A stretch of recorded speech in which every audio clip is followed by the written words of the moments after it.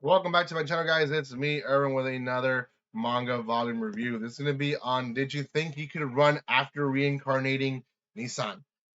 This is actually one that I started not so long ago, and volume 2 was quite different from volume 1.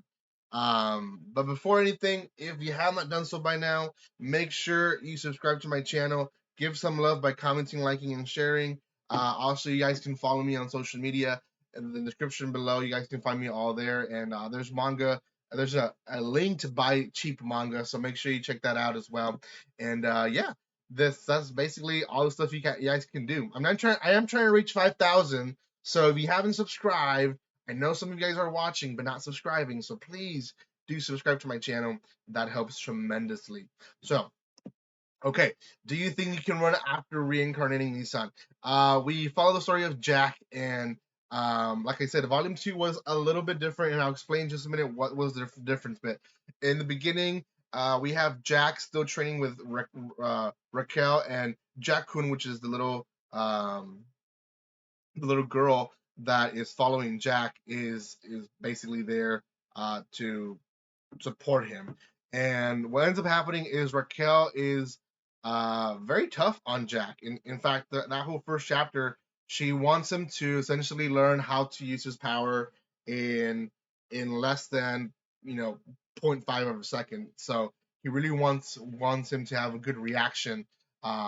Because right now, when she attacks him, Jack's reaction is at a I think at the beginning it's like 1.8 second, which for her it's too late. Someone has died, you have died, or whatever. Something has happened, and it's too late. You need to act faster. So he himself also devotes himself to practice, practice, practice, and kind of like the prize is that if he is able to finish or get to his goal, he's able to go out with Jack-kun to a festival. Um, he is able to actually get to I think zero point 0.5 reaction, and Raquel is very pleased with that, even though it's not the best or what she wanted, but it's very much close to perfection. So they go to the festival, and there's not really much in the festival other than them having fun.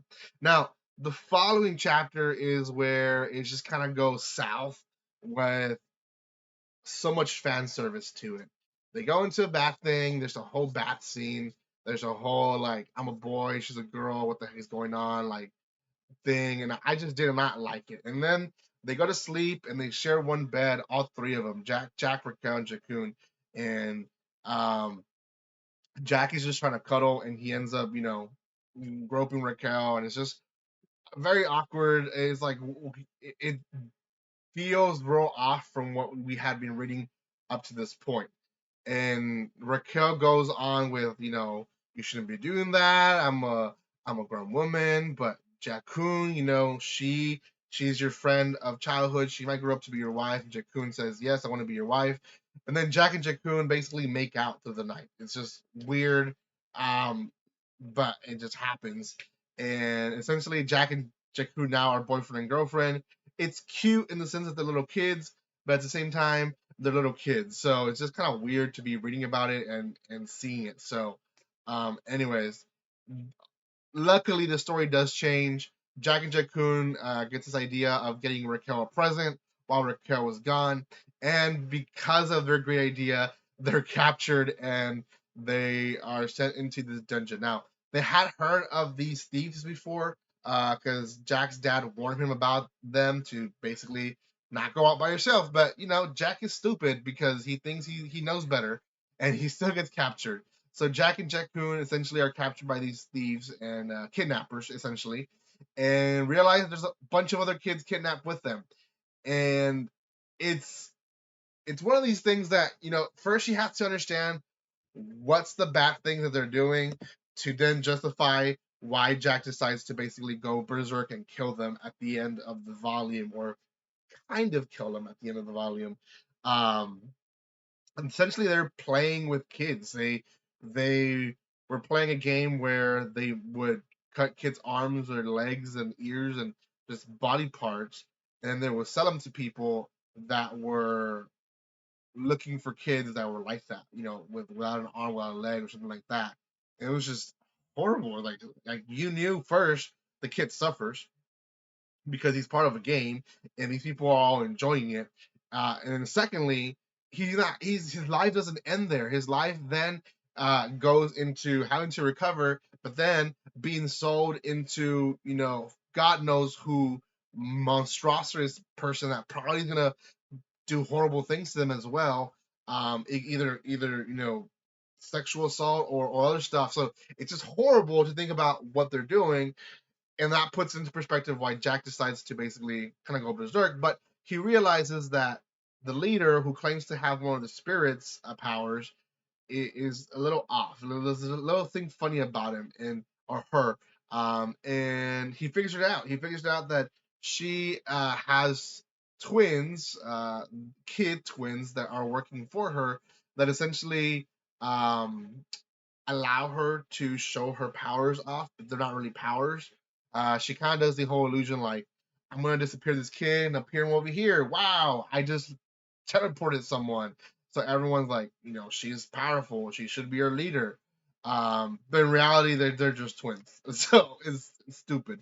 Anyways, the chapter does end with them essentially fighting it out, and we do get good scenes basically of them fighting it. I think the last scene, and I'm just looking at it right now.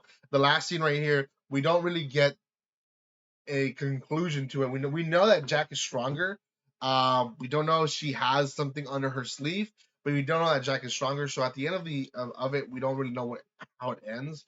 But I'm sure the beginning of the next volume will have a conclusion and continue on to his journey of getting stronger. Now, let's not forget why he's getting stronger, because it almost seems like this whole volume forgot what the story was about. And essentially is Jack is trying to get stronger in case his sister is reincarnated to this world again and tries to kill friends and foes and all that. As I think about that, I realize almost like the writer is trying to make us go away from that fact, and seeing him fall in love, seeing him get close to his, master and all that. And I feel like at the end of the day, they're gonna basically go and wipe them all out. Like the sister's gonna show up and kill everyone, which I'm hoping she doesn't. But if she does, gosh, it's gonna be gruesome. So we'll see.